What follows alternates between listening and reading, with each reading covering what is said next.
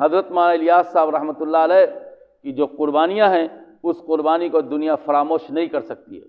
کتنے شرابی کو توبہ کی توفیق ملی، کتنے بدکاروں کو توبہ کی توفیق ملی، کتنے گنہگار اور مجرم کو توبہ کی توفیق ملی، اور کس کس قدر لوگ سچے اور اچھے ہو گئے۔ کتنے ایسے لوگ تھے جن کو کلمہ نہیں آتا تھا، اس جماعت سے وابستہ ہو کر دین کو سیکھا، سچائی کو سیکھا، امن کو سیکھا، اور طور طریقہ کو سیکھا، سلیقہ کو سیکھا۔ یہی وہ جماعت ہے جس کو پوری دنیا میں سیاست سے اور موجودہ سیاست سے کوئی مطلب نہیں ہے۔ کبھی آپ نے نہیں سنا ہوگا کہ تبلیغی جماعت کا کوئی امیر یا تبلیغی جماعت کا کوئی نمائندہ کسی سیاسی دست بازو کا حصہ بنا ہو۔ وہ ہمیشہ سیاست سے الگ رہا، حکومت چاہے جس کی بھی رہے، اس کو اس سے مطلب نہیں ہے۔ اس کا کام تو یہ ہے کہ وہ جماعت زمین پر چلتی ہے اور آسمان کی بات کرتی ہے۔ الرحمن الرحیم وبہ نستعین، اللہم صلی علی سیدنا مولانا محمد النبی الامی وآلہ وصحبہ وبارک وسلم۔ حاضرین گرامی قدر، عزیز طالب علموں، دو باتیں بطور خاص عرض کرنی ہے۔ سب سے پہلی بات تو یہ ہے کہ دین اسلام دین دعوت ہے۔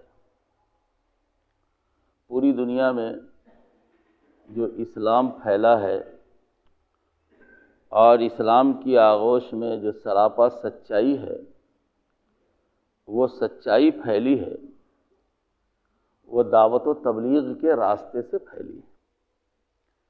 نہ جنگ سے، نہ جدال سے، نہ جھگڑوں سے، اور نہ ذاتی مفادات سے، اور نہ ملک و سلطنت کو قبضہ کرنے سے، بلکہ دین کی، ایمان کی، اسلام کی سچائیاں دعوت و تبلیغ کے راستے سے پھیلی ہے، حکمت سے پھیلی ہے، شفقت سے پھیلی ہے، محبت سے پھیلی ہے، اور عمل و کردار سے پھیلی ہے۔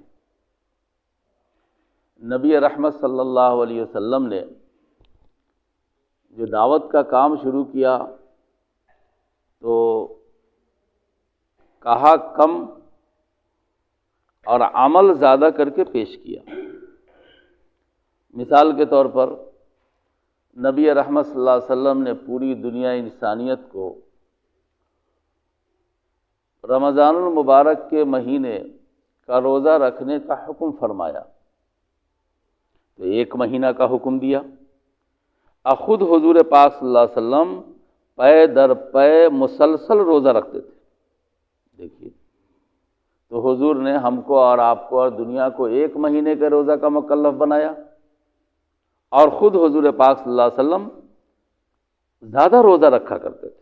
تو گویا کہ حکم تو کم کا دیا اور عمل زیادہ کر کے دکھلایا۔ اسی طریقے سے 5 وقت کی نماز کا مکلف ہم کو اور آپ کو بنایا گیا۔ جو بڑی ایمانداری اور سچائی کی بات یہ ہے کہ میرے محلے میں 5% نماز زندہ نہیں ہے۔ ایک گھر میں اگر 12 آدمی 15 آدمی کی فیملی ہے تو جائزہ لیں، ایک آدمی نمازی ہے، یا تو ایک مرد نمازی ہے یا ایک عورت نمازی ہے، یا 2 مرد نمازی ہے یا 2 عورت نمازی ہے۔ لیکن اس کے علاوہ کہ نماز کی فکر ہم کو خود بھی نہیں۔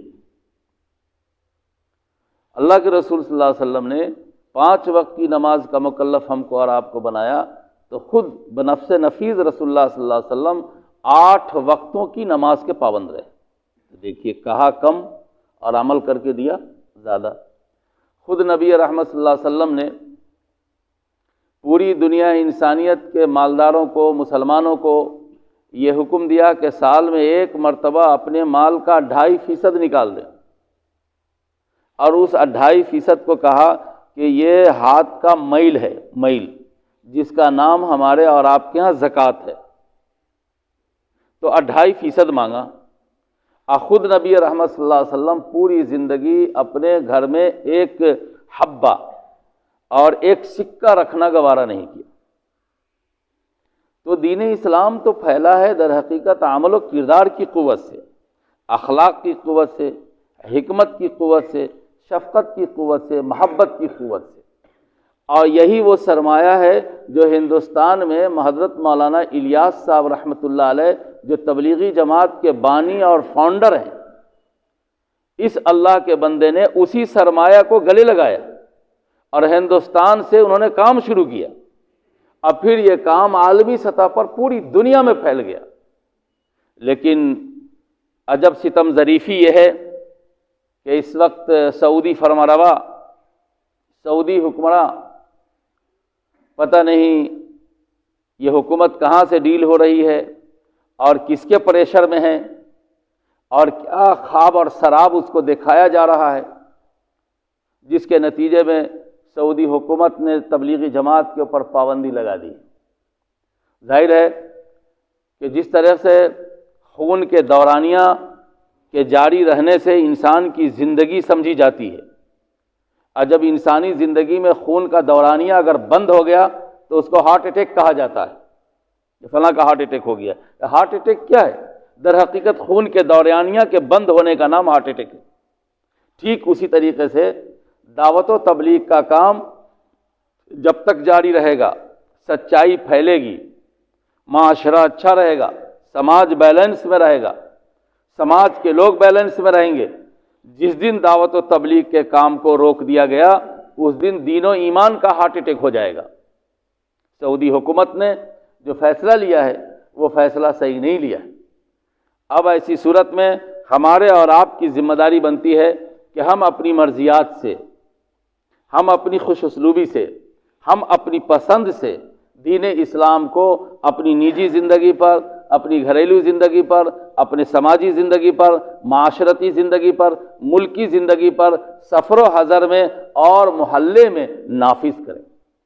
جب تک ہم اپنی پسند سے نافذ نہیں کریں گے اس وقت تک دین اسلام کو قوت و طاقت نہیں ملے گی اور دین اسلام کو ہم زندہ نہیں رکھ سکتے ہیں۔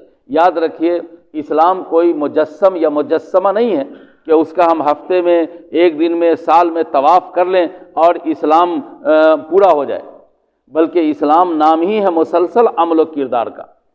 اگر عمل سے ہم جڑ کر رہیں گے اور اپنی پسند سے رہیں گے، اپنی مرضیات سے رہیں گے تو اسلام بھی زندہ رہے گا اور اسلام کا ماننے والا اور اس کی نسلیں بھی زندہ رہیں گی، اب پوری خصوصیات کے ساتھ زندہ رہے گی۔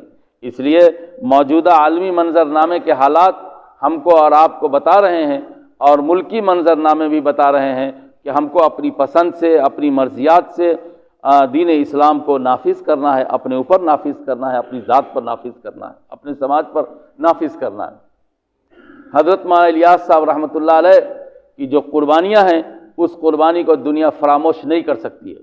کتنے شرابی کو توبہ کی توفیق ملی، کتنے بدکاروں کو توبہ کی توفیق ملی، کتنے گنہگار اور مجرم کو توبہ کی توفیق ملی، اور کس کس قدر لوگ سچے اور اچھے ہو گئے۔ کتنے ایسے لوگ تھے جن کو کلمہ نہیں آتا تھا، اس جماعت سے وابستہ ہو کر دین کو سیکھا، سچائی کو سیکھا، امن کو سیکھا اور طور طریقہ کو سیکھا، سلیقہ کو سیکھا۔ یہی وہ جماعت ہے جس کو پوری دنیا میں سیاست سے اور موجودہ سیاست سے کوئی مطلب نہیں ہے۔ کبھی آپ نے نہیں سنا ہوگا کہ تبلیغی جماعت کا کوئی امیر یا تبلیغی جماعت کا کوئی نمائندہ کسی سیاسی دست بازو کا حصہ بنا ہو۔ وہ ہمیشہ سیاست سے الگ رہا، حکومت چاہے جس کی بھی رہے، اس کو اس سے مطلب نہیں ہے۔